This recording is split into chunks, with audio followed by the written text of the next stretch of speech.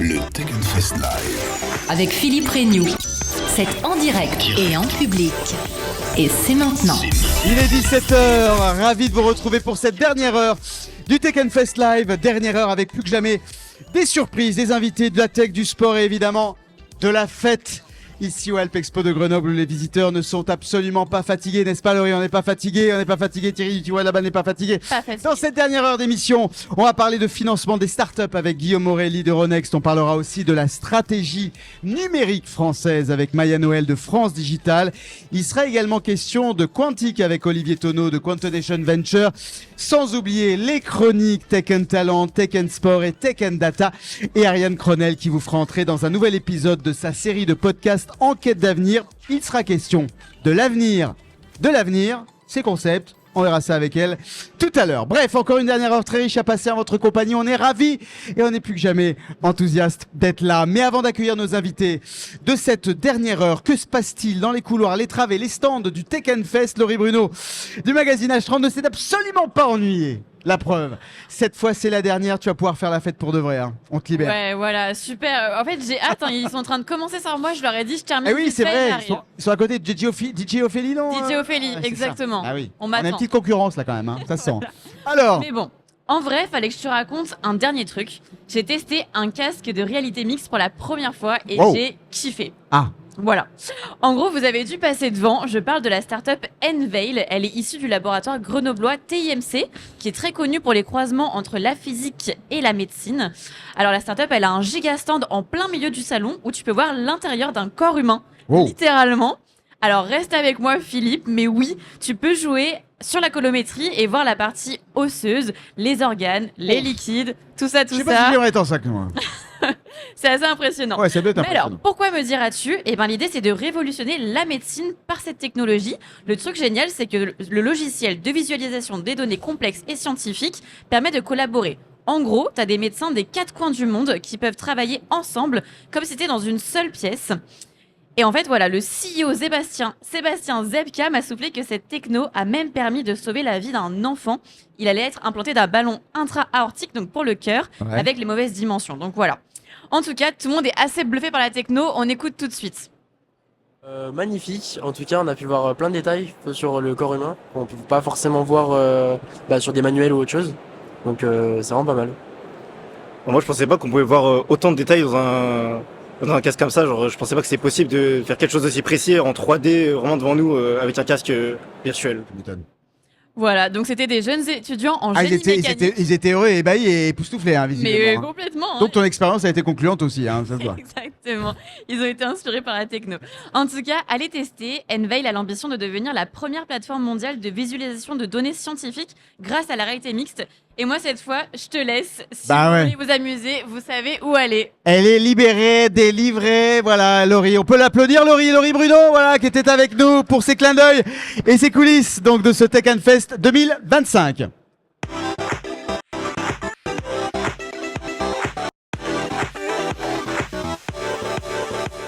Sur ce Tech Fest 2025, on parle aussi de financement. Comment financer la tech en 2025? C'est ce que nous allons voir avec Guillaume Morelli, directeur des activités de cotation pour la France et la péninsule ibérique chez Euronext. Et on l'accueille au plateau, s'il vous plaît. Salut Guillaume. Merci d'être venu. Voilà, on prend un petit micro et on s'installe. Guillaume Morelli. La France s'impose toujours en ce début d'année 2025 comme le deuxième pôle d'investissement tech en Europe. On continue à être attractif pour quelles raisons? D'abord parce qu'on a un vivier d'entreprises et de talents que beaucoup de pays d'Europe nous envient. Et aussi parce qu'on a du volontarisme en France qui permet de faire grossir des projets ambitieux. Et on a besoin de volontarisme parce que la situation du financement au global pour la tech, elle n'était pas bonne et elle va rester mauvaise. Si c'est le cas pour on va dire les grosses sécuries, les licornes, d'avoir quand même des financements qui restent accessibles, c'est évidemment pas le cas de toutes les entreprises de la tech. Vous venez de le dire à l'instant, les startups tirent la langue. Récemment, l'Office européen des brevets, le fameux OEB, a publié une étude qui met en lumière les difficultés financières des jeunes entreprises innovantes. Les startups européennes peinent à séduire les investisseurs. c'est pas le tarissement qui a changé. Qu'est-ce qui a changé finalement? C'est les préoccupations des investisseurs? Ce sont les attentes des investisseurs? En fait, il faut intégrer. C'est vraiment le tarissement qui a changé. Le monde a évolué sur les 3 dernières années. On est sorti d'une décennie où l'argent était et gratuit et illimité.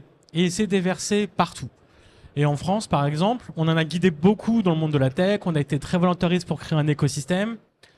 La réalité, c'est qu'aujourd'hui, l'argent, il est plus gratuit et il est plus illimité. Et qu'on est à nouveau dans la concurrence pour le capital. Et ce capital, il se concentre sur les sociétés les plus grosses, sur les sociétés les plus rentables. C'est vrai en Europe, c'est vrai aux États-Unis. Et c'est pas vrai que pour la tech, c'est vrai pour toutes les industries. Donc en fait, on voit qu'il y a beaucoup plus de compétition qu'avant, parce qu'il y a moins d'argent disponible. Et qu'aujourd'hui, ce monde-là, si finalement c'est le monde normal, ce qu'on avait connu avant, c'était le monde pas normal.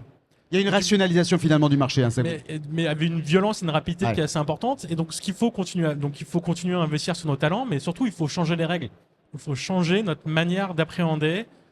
Le public joue beaucoup son rôle. La recherche académique, on le voit bien à Grenoble d'ailleurs, c'est un super bel exemple C'est en un fait, vivier. de partenariat magnifique. Ouais. Par contre, l'épargne privée, on empêche l'épargne privée d'être investie dans les sociétés européennes et on l'empêche en particulier dans la tech parce qu'on a une culture du risque, une culture de la peur qui reste très forte dans la manière dont on gère notre épargne. Donc le problème, c'est les mentalités, c'est ça que vous dites? Non, c'est pire que ça. Le Ah ouais. problème, c'est les mentalités dans la perception. C'est les mentalités et les règles qui nous entourent qui empêchent de prendre du risque.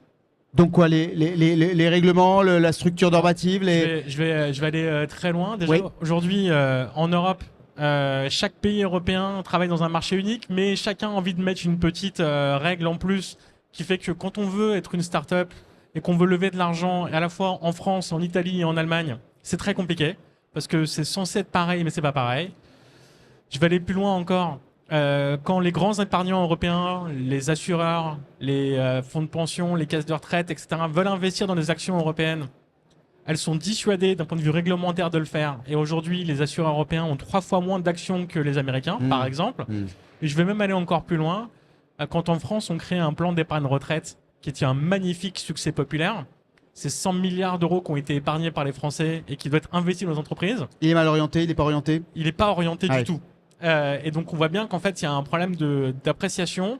On a joué la carte de l'ouverture sur le monde. Dans un monde où il y avait de l'abondance, c'était génial. Aujourd'hui, on n'est pas dans un monde où il y a de l'abondance. Il faut changer la manière de faire.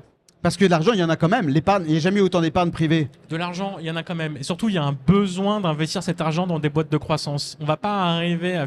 Les épargnants ont besoin d'améliorer la rentabilité de l'épargne.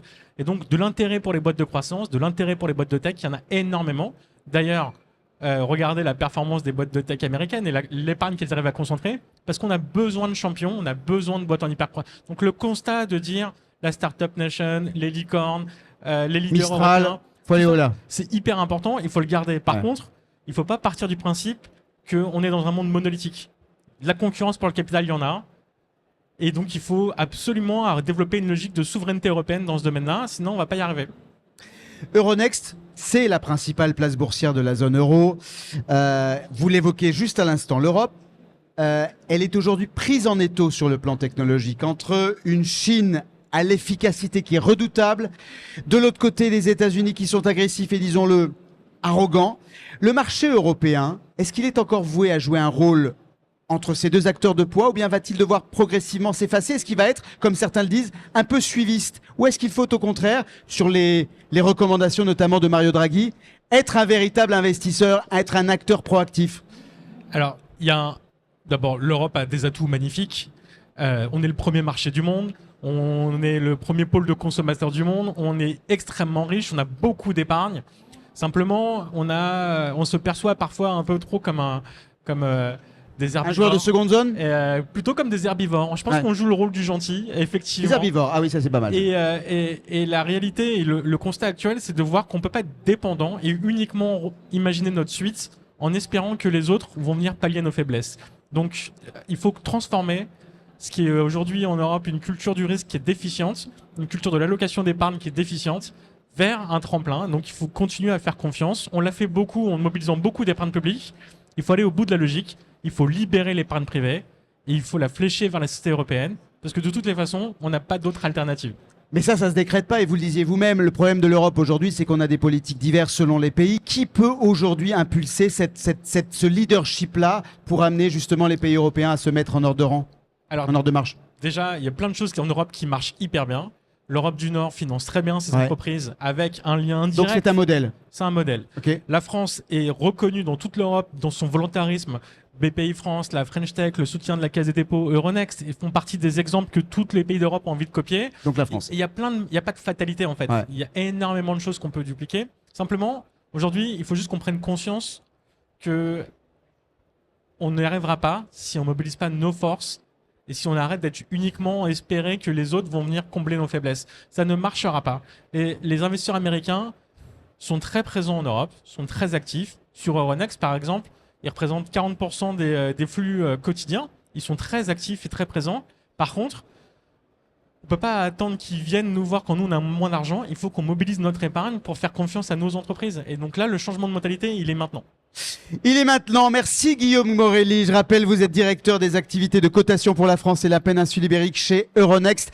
Et on continuera à parler des startups dans une dizaine de minutes avec la directrice générale de France Digital, Maya Noël. Et s'il y en a aussi qui ont la cote auprès des startups et des scale-up sur ce Tech Fest, ce sont nos amis de Polypus, Bertrand Caron, Garel Soula. On les accueille pour la dernière fois sur le plateau. Et voilà. Hein? Il est bronzé. Alors vous n'êtes pas tout seul. Vous n'êtes pas tout seul. Il y a un duo. Il y a un duo. Voilà. Bah, c'est vous le duo. C'est ça? Alors j'imagine. Ils se sont levés comme ça. Installez-vous au plateau. Alors, voilà. On rappelle votre mission quand même depuis ce matin, hein, pour que les gens aient conscience.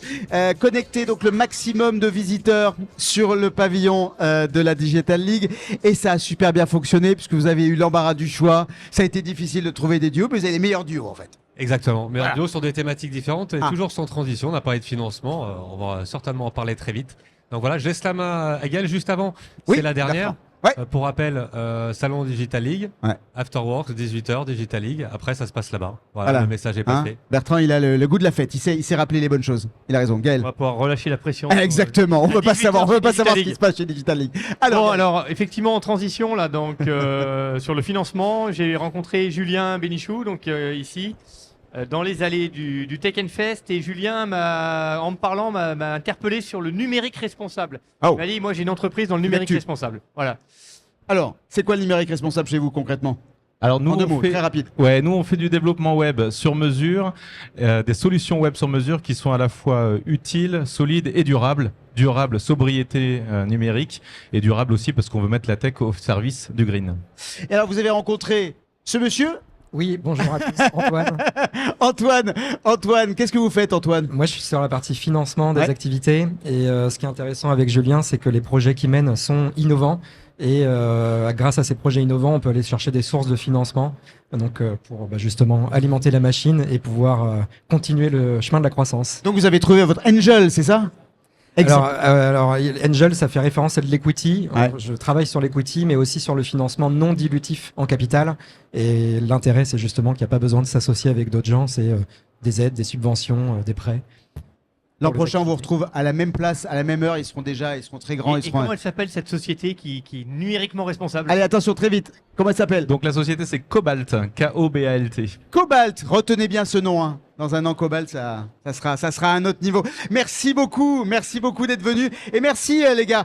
Pour ceux qui veulent continuer donc à matcher d'ici ce soir, on l'a rappelé, donc Digital League, il y a un petit pot qui vous attend, c'est ça, un after work en bon français.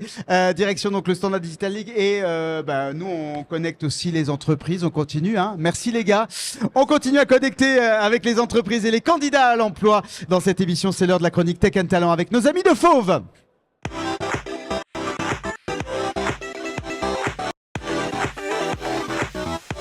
Ah ben voilà, il est pas tout seul,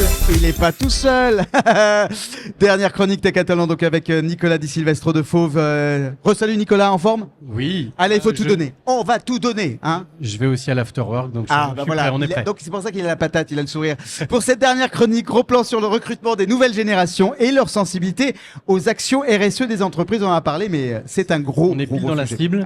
Je vais démarrer par un chiffre, cette chronique, un pourcentage même. 65%. En fait, 65% des jeunes de 18 à 30 ans disent qu'ils postuleront plus dans une entreprise si elle ne prend pas au sérieux les enjeux environnementaux. En gros, c'est clair, si votre boîte s'engage pas, elle passe à côté de toute une génération de talents. Et en fait, pour attirer ces jeunes pros, il suffit plus de parler de RSE, il faut la vivre au quotidien. Ça veut dire des actions concrètes, réduire son impact carbone, encourager la diversité, améliorer le bien-être au travail. Bref, faire ce qu'on dit et le prouver.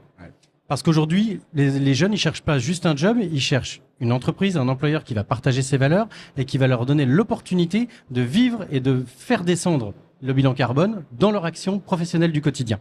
Un bon moyen de les convaincre, comme d'habitude, mettez vos engagements en avant dès le recrutement. Soyez transparents sur vos actions écologiques, vos initiatives solidaires, vos politiques d'inclusion, les labels que vous pouvez obtenir. J'en donne quelques-uns, les 18 ODD, les objectifs de développement durable, la norme ISO 26000, le label Bicorp. Et surtout, impliquez-les. Organisez des journées de bénévolat, des projets collaboratifs autour de l'environnement. Donnez-leur l'occasion d'agir directement et là, ils vous suivront. En gros, quand on mise sur une RSE sincère et visible, vous faites la différence et vous attirez les talents de demain.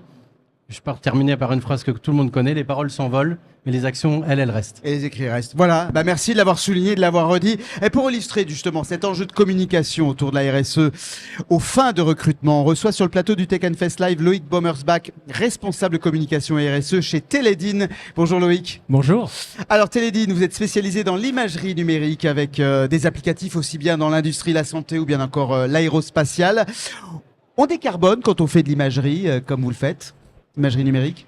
Oui, on y arrive. On y arrive effectivement avec nos installations de production qui sont basées à côté de Grenoble.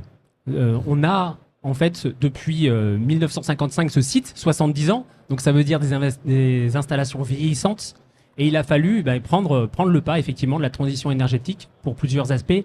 On a récemment, depuis 2021, changé complètement notre salle propre qui datait de la fin des années 80. Ah oui, quand même. Voilà.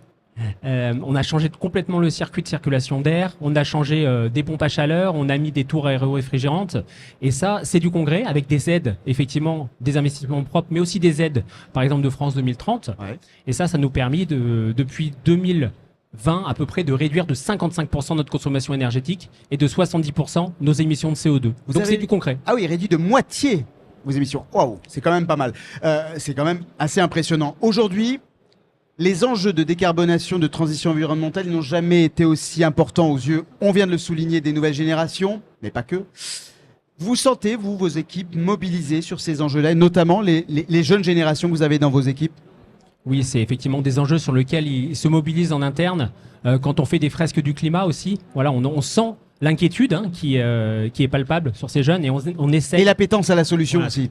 Et d'être acteur. On a un groupe, effectivement, un comité RSE ou des gens qui s'engagent en interne sur la biodiversité, sur la mobilité douce. Effectivement, là récemment, on a eu le label employeur pro vélo au niveau or. Il y a 5 entreprises en Isère qui ont ce label. Et ça c'est du concret pour eux.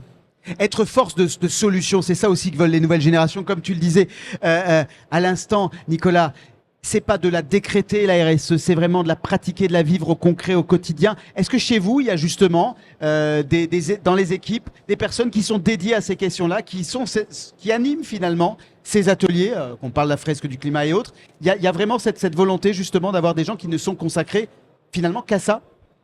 Alors qu'à ça, on a choisi une autre stratégie, c'est-à-dire d'impliquer dans toutes les équipes cette partie effectivement RSE, décarbonation, transition énergétique, ou des gens qui réfléchissent après effectivement avoir fait un bilan carbone, scope 1, 2, 3, qu'est-ce qu'on fait avec tout ça?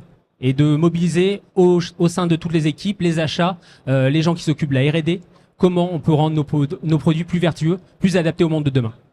Justement, la mobilisation des équipes autour de ces enjeux, est-ce que vous avez observé aussi que ça a eu un impact sur votre propre culture d'entreprise? Est-ce que ça a fait évoluer? On parle souvent de la marque employeur, mais est-ce que ça l'a véritablement fait progresser? On l'espère dans le bon sens. Oui, et puis j'ouvrirai à d'autres penchants de la RSE, que c'est pas forcément l'aspect que environnemental, il y a l'aspect sociétal aussi. Vous l'avez rappelé effectivement dans une étude récente, cette partie va être très importante pour les candidats. On a fait l'année dernière pour notre réunion annuelle, 350 personnes réunies, une sensibilisation au handicap et au handisport via le handisport, avec en ligne de mire les Jeux paralympiques. Il y a eu 4 sports qui ont été mis en avant. On a mobilisé les collaborateurs et ça a été une vraie réussite. À la suite de cette journée, il y a 4 personnes qui spontanément ont fait une demande de reconnaissance en tant qu'un RQTH, voilà, sur des handicaps invisibles. Donc il Voilà. n'y a pas que les mobilisations autour des problématiques environnementales, mais aussi problématiques sociétales, sociales. On l'a bien compris. Votre activité, elle est fortement liée à l'industrie. On le redit avec des solutions qui allient des capteurs d'images, caméras ophtalmologiques liées au spectre spatial. Quel regard, chez vous, les jeunes, ils portent vers ces nouveaux métiers, sur ces métiers de l'imagerie numérique? Est-ce que c'est des métiers qui attirent? Est-ce que vous avez, en d'autres termes, du mal à recruter ou au contraire, vous êtes attractif? On arrive grâce à nos marchés. On est dans plus de 200 missions spatiales, Hubble, James Webb. Donc c'est des thèmes qui font absolument rêver. Ouais. Le médical aussi, on a l'impression d'aider notre concitoyen. Donc on arrive à mobiliser sur ces sujets-là. Voilà, énormément de jeunes qui viennent frapper à nos portes pour une alternance, un stage ou un premier emploi. Et c'est vrai qu'on sent une vraie envie. Alors on parlait d'engagement RSE pour ces jeunes qui est important, mais aussi l'engagement au quotidien sur les missions, les produits qu'ils vont pouvoir développer et puis l'environnement aussi qui fait que à 400 personnes, on arrive à désiloter, on arrive à être dans une ambiance où tout le monde travaille ensemble et ça c'est beau au quotidien. Bah c'est beau, en tout cas ça a le mérite d'exister et on l'espère de faire des petits. Merci Loïc Bommersbach, je rappelle vous êtes responsable communication et RSE chez Télédine. Merci à vous. Merci. Et merci Nicolas. Bon retour à Lyon.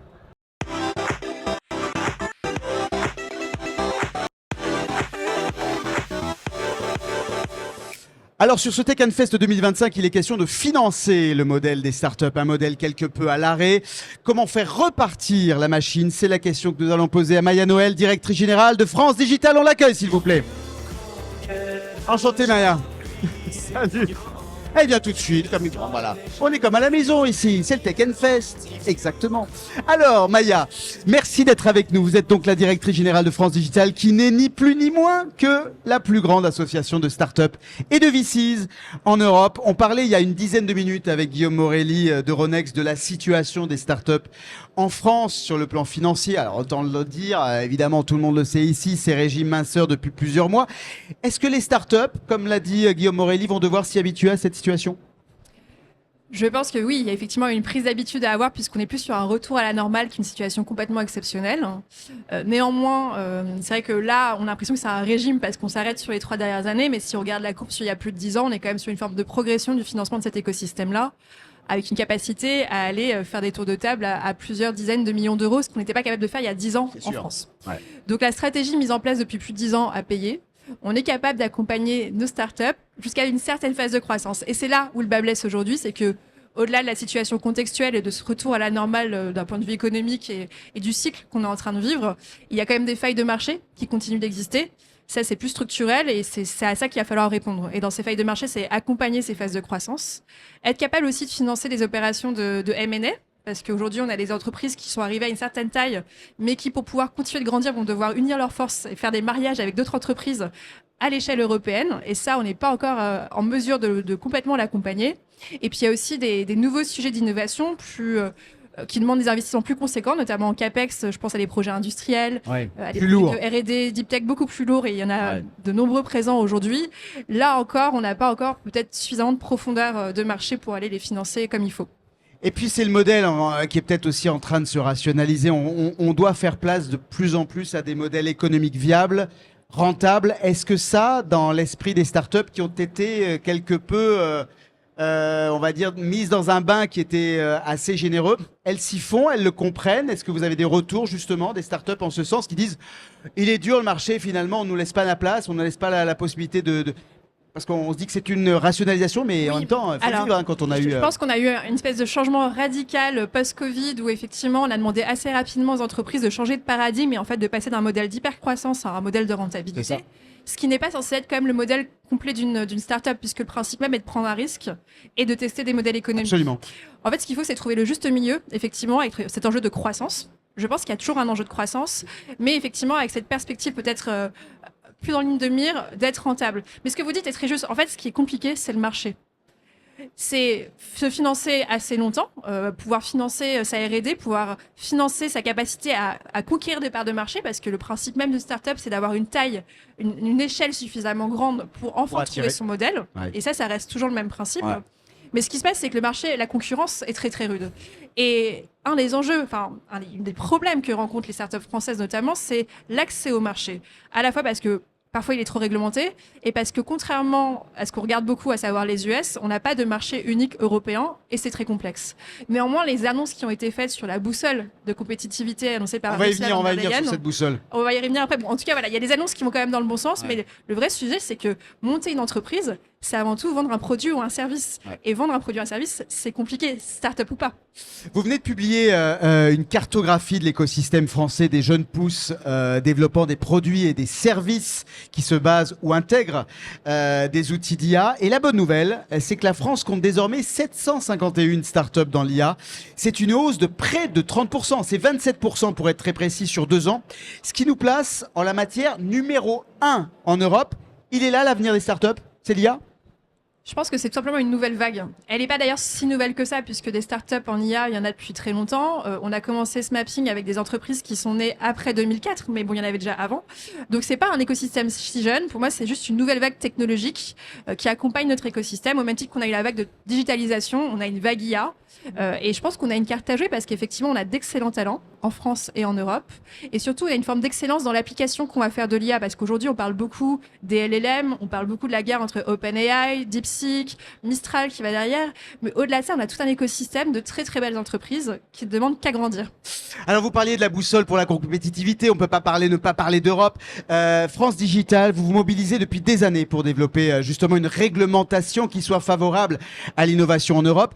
Cette réglementation, elle est aujourd'hui remise en question par de nombreux acteurs de la tech qui la trouvent trop contraignante.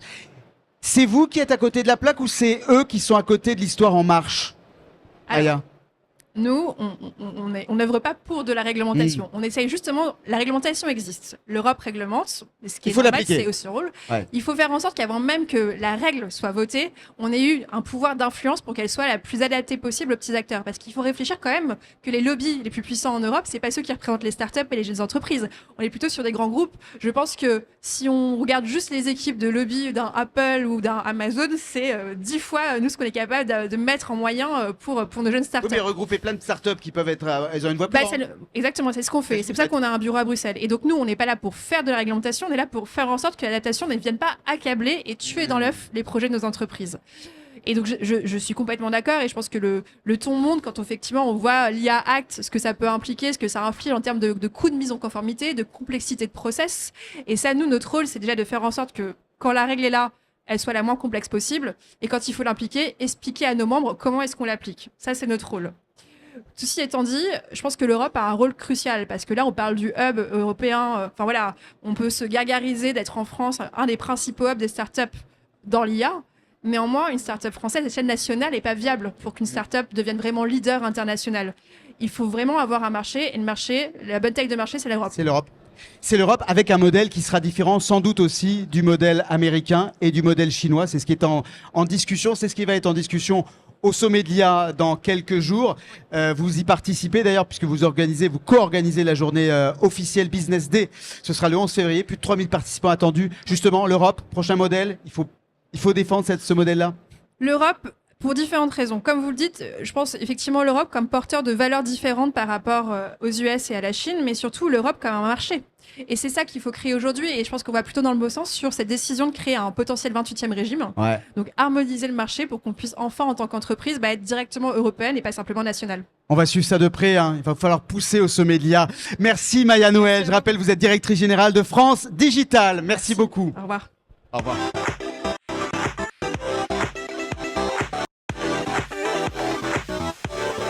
C'est la chronique Tech and Data avec Laurent. Il est où Laurent? Ben voilà, Laurent, il est là. Il va dire que c'est moi qui lui fais des petites surprises comme ça. Il est en train de. Je croyais qu'il y avait du sport, moi. Il n'y a pas de sport, il arrive après. Il veut le sport, il veut le sport.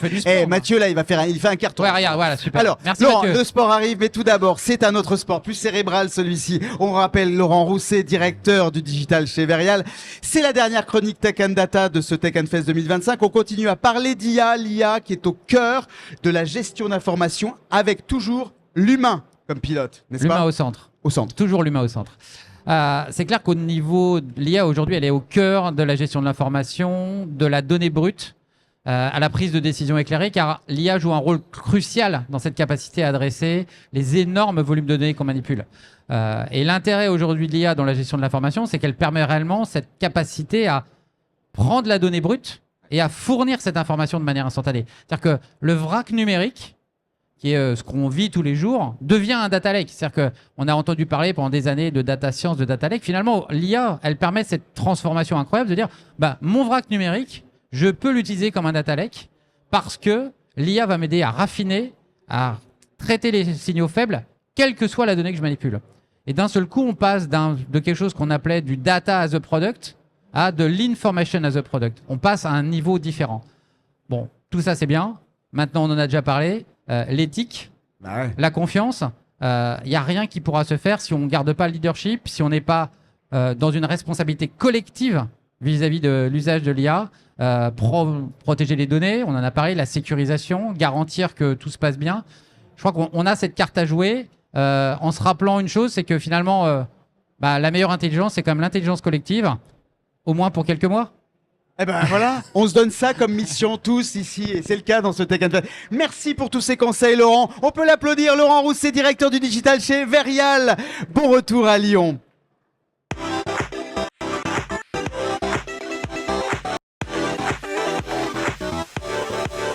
Eh oui. Je sais que vous l'attendez tous, Mathieu Andreu qui revient sur le ring, c'est quasiment un ring là. Notre coach sportif depuis ce matin. Mathieu, tu nous offres à chaque heure un petit exercice de relâchement musculaire. Dernière heure est là. On met le paquet. On est obligé. Allez, on met le paquet. On est parti. C'est Bézo en pense. Et oui, c'est juste avant. C'est la dernière chronique. Donc là, on est parti. Et voilà. On va tout de suite s'activer. On va trottiner tranquillement. Allez, on y va, pour bien s'activer. Ah, c'est bon, c'est bon. Juste après, il y a l'apéro qui est prévu. Ouais, donc en plus, on y pense. On est parti tout de suite. Un objectif. Et oui, on vient tout de suite s'activer. Et là, maintenant, tout à l'heure, on a fait des montées de genoux. On va faire les talons fesses. On vient activer les talons derrière. Exactement. Voilà. Ça fait mal. On n'oublie pas les bras parce que c'est important d'activer les bras. Voilà. Philippe, il triche là. En pleine forme et on change de jambe. Super, parfait. il pédale. Vous êtes tous en pleine forme, ça c'est nickel. Une belle ambiance sur ce plateau. Ah oui, toujours. On vient se décaler sur le côté. Et on vient se décaler sur l'autre côté. Oh là là, mais quelle ambiance sur ce plateau. Philippe, il est en pleine forme. Ça c'est nickel. Ah mais toujours. Super. Avec Mathieu on vient toujours. faire quelques flexions. Allez, on fait flexion. Quelques flexions. On garde bien le dos droit. On garde bien le dos droit. Non, super. oui, c'est ça. Attention. Et on va tous mettre les mains en bas. On reste en bas, Philippe. On reste en bas. 3, c'est dur ça c'est 2, très dur. 1, et oui. let's go. Let's go. Merci Mathieu Andreu, qui s'implique pour une cause qui lui tient à cœur, l'association Challenger, qui vient en aide aux jeunes athlètes à travers un soutien sportif, éducatif et financier pour atteindre les marches du podium, le haut niveau. Si vous souhaitez vous aussi soutenir ces jeunes sportifs aux côtés de Mathieu, rendez-vous, c'est à Digital League, Pavillon, et ça va être un fameux afterwork où tout le monde va se retrouver. Il vous y attend, Mathieu, et on te remercie aussi. Tu vas venir nous retrouver. Merci, tu nous retrouves pour la fin. Merci Mathieu.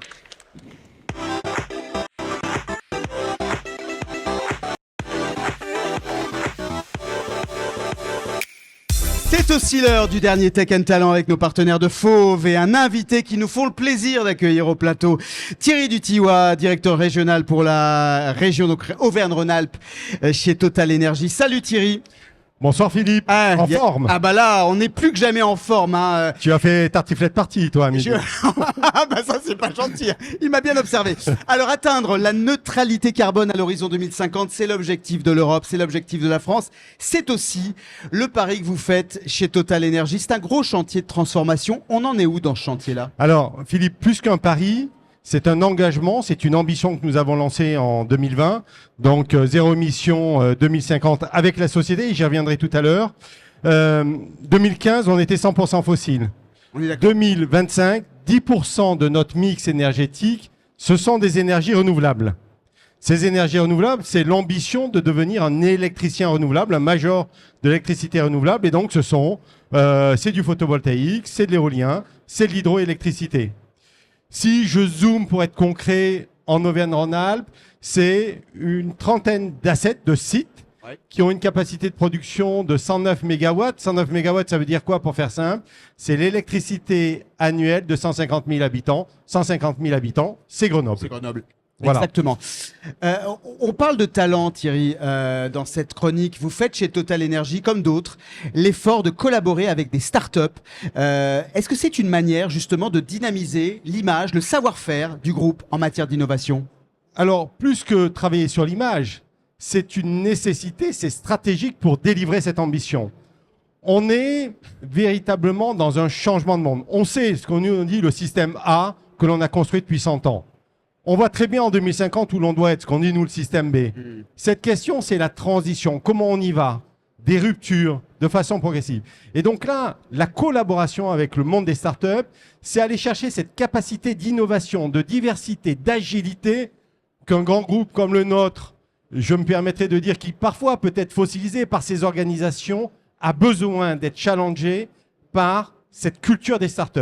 Et donc, nous sommes de plus en plus ouverts au monde des startups, à l'open innovation. Je crois que tu en as parlé. On en a parlé effectivement. Là, et de façon très concrète, un exemple. Nous avons lancé en 2022 Total Energies On, qui est un accélérateur de startups qui est basé à la station F à Paris, qui est la plus grande place des startups dans le monde. Nous avons des cohortes d'une dizaine de startups tous les 6 mois sur la chaîne de valeur de l'électricité, de la production à la distribution. Et très clairement, ça nous permet à la fois de favoriser le développement de cet écosystème et nous-mêmes, de faire des acquisitions pour nous aider à accélérer, à délivrer notre feuille de route.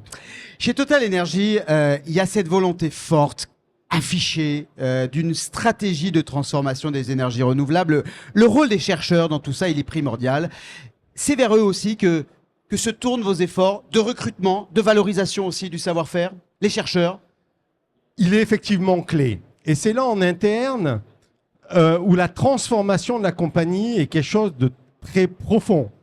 En septembre 2021, nous avons rassemblé dans une branche, OneTech, nos 3500 chercheurs, ingénieurs, techniciens qui travaillaient sur le fossile pour travailler sur cette feuille de route d'électriciens renouvelables. Un exemple, 2024, notre budget R&D de la compagnie est digital, c'est de l'ordre d'1 milliard. Okay. Plus de 2 tiers, 1 milliard, plus de 2 tiers de ce budget est consacré aux énergies renouvelables. Ils travaillent sur quoi? Sur ce qu'on a dit, l'éolien, photovoltaïque, le stockage du CO2, valorisation du CO2, bien sûr sur toutes les biosolutions, biocarburants, carburants de l'aviation durable, mais également les biogaz, l'hydrogène bas carbone et les e-fuels. Un exemple encore concret sur le territoire, nous avons un centre de recherche qui est implanté depuis 1970 à Solèze, dans la métropole lyonnaise. C'est plus de 250 chercheurs qui historiquement ont travaillé sur les mobilités fossiles, carburants, lubrifiants. Depuis 5 ans, ils travaillent sur les nouvelles énergies. Ils ont pivoté, hein. C'est impressionnant. Ils ont complètement pivoté. Et un exemple aussi concret pour être factuel en bénéfice.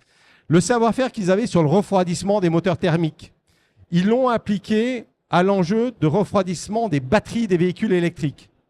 Bénéfice immédiat, c'est sécurité des batteries, meilleur profil de charge et donc réduction de du temps de charge, donc bénéfice client. Et un élément effectivement important, c'est l'allongement de la durée de vie. Et durée de vie veut dire durabilité puisque moins d'impact sur les matériaux. Concrètement, c'est ça la transformation de nos chercheurs au service de cette ambition et ici dans le territoire en Auvergne-Rhône-Alpes. Pour accompagner ces efforts donc, de décarbonation, c'est quoi les types de profils que vous recherchez actuellement en priorité chez Total Energy?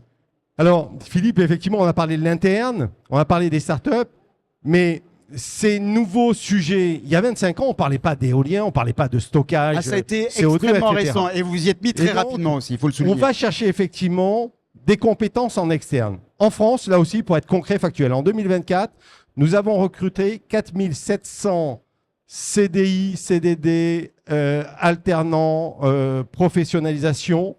Et en Auvergne-Rhône-Alpes, j'ai recruté en 2024 pour m'accompagner un responsable communication. 250 CV. Donc, on nous pose souvent cette question de l'attractivité. De la marque. Elle est là. Les défis, on l'a vu sur le stand, les jeunes qui s'arrêtent sur nos maquettes des énergies renouvelables. Qu'est-ce qu'ils cherchent ces profils? Qu'est-ce qu'ils cherchent? Travailler sur ces nouveaux défis. l'éolien, le photovoltaïque, la data science, l'IA. On a besoin de l'IA pour optimiser toute cette chaîne de valeur de l'électricité. L'agri-photovoltaïsme, on a besoin de l'IA pour regarder les nuages, l'irradiation, anticiper, optimiser l'impact sur les cultures, l'évapotranspiration, Donc ça, vous etc. le promettez chez Total Energy. Ah, c'est pas qu'on le promet. Vous le faites. C'est ce que l'on fait et on a besoin de ces nouvelles compétences. Thierry Dutiwa, merci beaucoup. Je rappelle, vous êtes directeur régional pour la région Auvergne-Rhône-Alpes chez Total Energy. Et on le voit, il y a de la révolution chez Total Energy. La révolution est en marche. Merci Philippe. Et pour ces candidats, totalenergies.careers.com. Toutes les offres sont là. Merci Philippe. Bon salon. Il offre un an de je sais pas quoi, d'apéro, c'est ça? C'était ça? Non. J'ai cru que c'était ça. moi. On a fini le drap gagné. Merci Philippe. Merci Thierry. Bon salon. Merci beaucoup.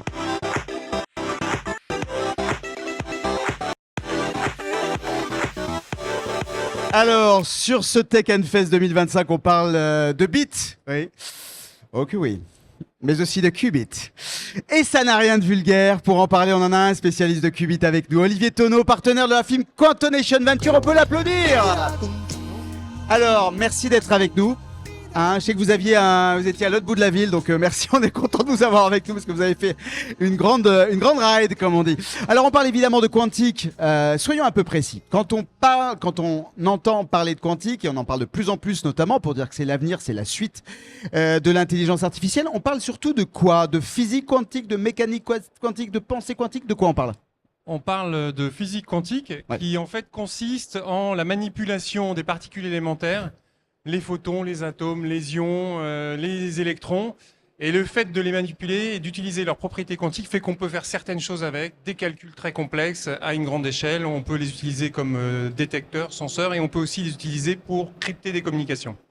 On parle donc de l'infiniment petit, de ce qui se passe autour, donc vous l'avez dit, des atomes, des électrons dans l'espace. Bref, la révolution, elle peut venir de cet infiniment petit. En quoi c'est une révolution pour nous, pour nos utilisations quotidiennes? On a coutume de dire qu'on se trouve aujourd'hui un petit peu comme on se trouvait pour l'informatique à la fin des années 70 et au début des années 80. C'est-à-dire on commence à avoir des machines, on commence à savoir les faire. Maintenant, on va passer à l'échelle et on va commencer à les utiliser quotidiennement dans les entreprises. Alors, ce ne sera pas dans les foyers, mais on va les utiliser pour faire de la simulation, pour faire des optimisations à grande échelle, enfin tous les calculs complexes qu'on a du mal à faire aujourd'hui.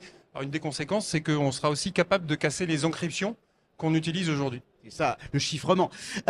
Vous participerez demain, jeudi, sur ce Tech Fest 2025 à une table ronde qui part du postulat que le quantique, c'est le nerf de la guerre. Alors, on déflore évidemment pas votre intervention, mais généralement, quand on parle de nerf de la guerre, on parle évidemment d'argent. Est-ce que le quantique, comme nerf de la guerre, ça veut dire c'est la nouvelle monnaie, c'est une nouvelle valeur étalon, c'est une nouvelle devise? C'est quoi l'idée?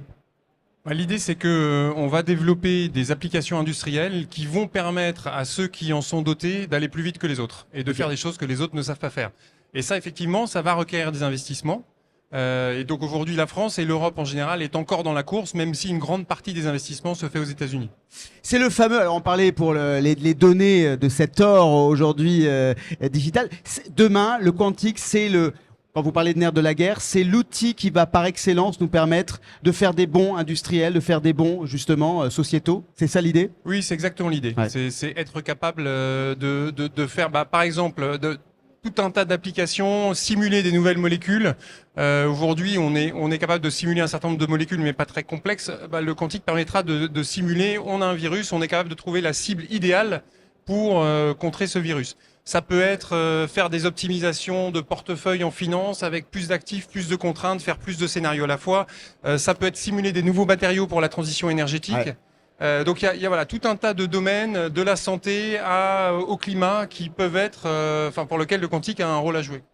L'intelligence artificielle et le quantique semblent se livrer une compétition féroce technologique depuis plusieurs années. Aujourd'hui, les ordinateurs traditionnels semblent en mesure de concurrencer sérieusement les ordinateurs quantiques sur les puissances de calcul, grâce notamment au réseau de tenseurs. Est-ce qu'on peut dire que l'IA a finalement gagné la partie ? Alors, l'IA, ça a commencé il y a 20-25 ans. Le quantique, on en est aux prémices. Donc, c'est deux technologies que nous, on considère comme complémentaires. On utilisera des ordinateurs quantiques pour entraîner des modèles de façon plus efficace dans le futur. On utilisera des sets de données qui ont été fabriqués par des ordinateurs quantiques pour entraîner les modèles. Ça, c'est déjà d'actualité. Donc, il y a un niveau de maturité qui est supérieur de l'IA aujourd'hui sur le quantique. Mais en tout cas, c'est deux technologies qui seront complémentaires et qui travailleront ensemble. Cassons peut-être une idée reçue, ou alors vous allez la renforcer. Est-ce que le quantique va être un gros consommateur d'énergie? Certaines voix semblent le dire. Alors, a priori moins, puisque pour pour faire marcher des ordinateurs quantiques, on a certaines technologies, dont celle de Kobli qui est ici à Grenoble. Ouais. On peut brancher les machines sur une prise de courant classique. On n'a pas besoin d'avoir une centrale électrique pour faire tourner des Ou une centrale nucléaire, c'est un peu dans l'air du temps. Donc c'est a priori des technologies qui sont moins consommatrices de courant. Après, aujourd'hui, on les utilise avec 1000, 10 000 qubits dans quelques mois et quelques années. La question, c'est quand on passera à 1 million de qubits et plus, combien ça consommera. Donc aujourd'hui, ce sont des technologies qui sont peu consommatrices d'énergie. On espère que le passage à l'échelle permettra de conserver un avantage sur les technologies classiques. À ceux qui aujourd'hui ont du mal, et on l'a dit, il y a encore un taux d'adoption dans les entreprises qui reste relativement faible, moins de 30% pour l'IA. Qu'est-ce que vous dites à ceux qui se disent, bon, c'est déjà compliqué d'intégrer l'IA, le quantique, ça va être un peu on rentre dans une autre sphère. Qu'est-ce que vous leur dites à ces gens-là? On a aujourd'hui, sur les 500 plus grosses entreprises au monde, il y en a plus de 300 qui ont développé des programmes quantiques. Donc ça veut dire qu'ils commencent à développer des algorithmes, ils commencent à trouver des cas d'usage, ils commencent à les faire tourner sur des machines et avoir des équipes en interne qui le font. Alors c'est pour l'instant des applications qui ne sont pas utiles, ils ne vont pas les utiliser pour leur business de tous les jours, mais s'ils ne font pas ça aujourd'hui, dans 5 ans, quand les machines seront réellement disponibles et à l'échelle, alors ce sera trop tard. Et là, peut-être la dernière idée reçue et non la moindre, on va terminer là-dessus. À ceux qui disent le quantique, demain, c'est la possibilité d'avoir une IA consciente, une IA qui pourrait être capable de penser à la place de l'humain. Qu'est-ce que vous en dites? Là, on rentre un peu dans le champ de la philosophie. D'abord, je suis pas sûr que ça soit pour tout de suite. Et puis, arriver à donner la conscience à l'IA, c'est pas des débats dans lesquels nous on rentre. On se concentre sur la technique, développons les ordinateurs, trouvons les bonnes applications et essayons de faire ça en Europe et en France pour garder ces technologies souveraines en Europe. Exactement. Et un petit mot dernier sur votre firme Quantonation Venture. On rappelle que c'est une firme de capital risque. Vous investissez dans ces technologies qui explorent tout le potentiel, notamment de la physique quantique. Quand on investit là-dedans, concrètement, on investit dans quoi? On investit aujourd'hui on a 32 sociétés partout dans le monde qui font des ordinateurs quantiques, des technologies habilitantes, laser, électronique de contrôle, des logiciels, des technologies qui permettent d'échanger des photos intriquées pour crypter les communications et des capteurs ultra précis qui permettent de faire de l'imagerie médicale, par exemple, à des degrés de résolution supérieurs à ce qu'on a aujourd'hui. Et on a vu combien l'imagerie médicale était nécessaire, ô combien nécessaire pour certaines des maladies qui aujourd'hui paraisseraient incurables. Merci Olivier Tonneau. On rappelle, vous êtes partenaire de la firme Quantonation Venture. On peut vous applaudir. Et c'est la fin de cette 5e et dernière heure du Tech Fest Live. Un grand merci à toute l'équipe qui va nous rejoindre au plateau. Je ne sais pas s'ils sont tous là. Je vais les citer. Laurie Bruno. Est-ce qu'elle est là, Laurie? Oui, elle est là. Bertrand Caron, Gaël Soula. Bertrand, il est là. Gaël, il est pas là. Il est pas là. Il est là-bas. Gaël Soula, on peut l'appeler à venir sur le plateau. Mathieu Andreu, est-ce qu'il est là? Mathieu, il est en train de faire du sport sur la Digital League, je suis sûr. Bon, ben voilà. Laurent Rousset, est-ce qu'il est là? Laurent, il est pas là. Ni Léa Pérouse, elles sont pas là. Ils sont tous partis faire la fête. Ils sont tous DJ. Ophélie, exactement. Nicolas Di Silvestro, j'ai vu qu'il était là. Tiens, il peut venir nous rejoindre, Nicolas. Sébastien Brasier, Damien Vestro, je vois qu'il est là-bas. Damien, est-ce qu'il peut venir nous rejoindre, Damien, sur le plateau? Voilà, et on avait oublié Arnaud. Voilà, et aussi on va remercier les équipes techniques et de coordination qui ont fait un super boulot parce que c'était vraiment sérieusement compliqué. Sophie Tardieu, Cécile Regnoux, Laurine Genesta, bah oui, vous pouvez les applaudir. Nicolas Bail et au platine, Fabien Berthelot. Ils ont fait des prouesses aujourd'hui, des prouesses. Grand merci également aux équipes du groupe EBRA, ainsi qu'à nos partenaires, la région Auvergne-Rhône-Alpes, BPI France, Onlilio Invest, Fauve et Everial. Et on termine toujours en beauté ce Tech Fest Live en se projetant vers l'avenir avec Ariane Cronel du podcast Enquête d'avenir. Un grand merci donc à toi, Ariane, parce que tu as donné tout ce que tu pouvais à la fin de chaque heure. Et pour terminer en beauté ce tour d'horizon de ce qui nous attend dans 20 ans, tu vas t'interroger sur l'avenir de l'avenir. Alors, il faut que vous ayez un tout petit peu de place parce que je vais vous faire bouger un petit peu. Alors, rester dans l'idée sportive. Oui. Il faut que vous ayez la place de faire 3 pas en arrière et 2 pas en avant. Ok. Voilà. C'est bon pour Et toi. alors, on l'a vu tout à l'heure, hein, on a beaucoup de mal à se représenter le temps autrement que comme un présent avec un peu plus de Linéaire. machines. Ouais. Et puis, on a aussi beaucoup de mal à se le représenter autrement que comme un no man's land. C'est-à-dire que dans le futur, personne n'y habite, surtout pas vous et moi. Personne n'a à vivre avec les conséquences de nos comportements, nos sols pollués, notre climat à plus 4 degrés, etc., etc. Et j'ai envie d'ajouter youpi. Donc, on va quand même se dire que dans les 50 000 ans qui ont précédé notre année 2025, eh bien, nous succédons à 100 milliards d'êtres humains qui nous ont légué cette planète. Et après nous, dans les 50 000 ans qui viennent, eh bien, aujourd'hui, on est 7 milliards et quelques, et des grosses poussières. Eh bien, dans les 50 000 ans qui viennent, c'est pas moins de 100 milliards d'êtres humains qui vont nous succéder. Imaginez. Si on reste à taux de natalité stable comme aujourd'hui. Et même juste dans les 200 prochaines années, hein, il y en a plusieurs dizaines de milliards de personnes qui vont naître. Alors on est loin de se projeter dans un no man's land. Et pour bien comprendre ça, je vais vous proposer de faire un petit exercice tous ensemble. Vous allez fermer les yeux ou pas, et vous allez penser à quelqu'un d'une génération antérieure à la vôtre qui vous est très cher. Allez. Donc vous prenez le temps. Donc c'est un exercice que je tire du Long Time Project. Que Roman Kznarik raconte dans son livre qui s'appelle The Good Ancestor. Et donc, pensez à cette personne, vraiment, vous y pensez très fort. C'est quelqu'un que vous aimez beaucoup, un parent, un grand-parent, ce que vous voulez. Vous allez reculer d'un pas et vous allez imaginer cette personne à 25 ans.